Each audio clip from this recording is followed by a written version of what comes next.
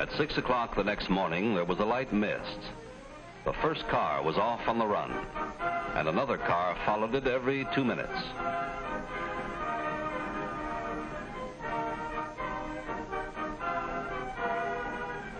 By 6:30, the last car was away and the sun was still down. If there had been a question in anyone's mind as to how exciting this race was going to be, he'd have his answers soon. At Cajon Pass, the fog was socked in.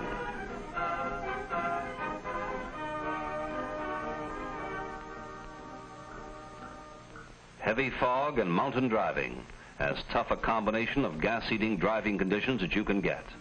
And the boys had to average a realistic 35 miles an hour for the course in order to come in on time.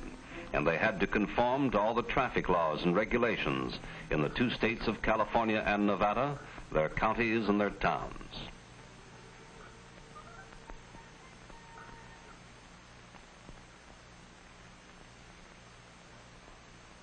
The number 1 car, the capital letter Wise Men from Whittier, lay for a long time behind a tanker before the road-wise, courteous truck driver signaled that there was a safe, clear road ahead. Though the weather broke on the Barstow side of the mountain pass, these boys hadn't been out there more than an hour when they all knew that a safety and economy run was a special kind of a race, a mighty tough kind at that. And if you had any doubt as to whether the boys would be getting a real kick out of the run, you could read your answer, as I did, traveling up and down the line of gaily colored cars in the faces of the drivers, like Don Pratt of the Buccaneers or his observer, Roland Ellis from the Falcons, riding beside him. All you had to do was look at the faces behind the wheels.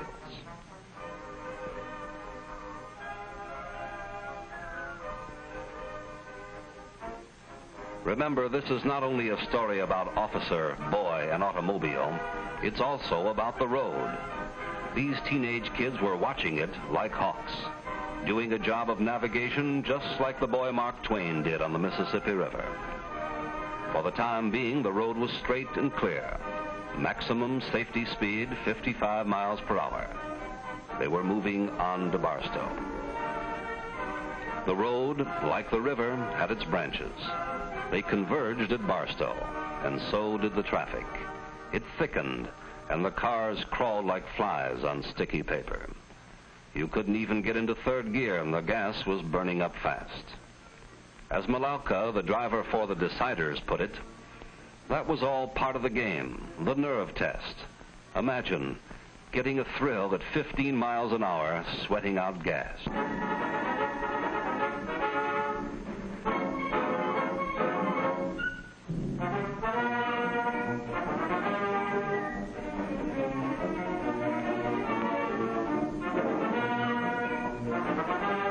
De Palma, who had thousands of checkered flags waved at him in a period of 50 years of association with racing driving, was now behind the flag himself and loving it, flagging them down, pointing the turn into the refueling station, clocking the kids in.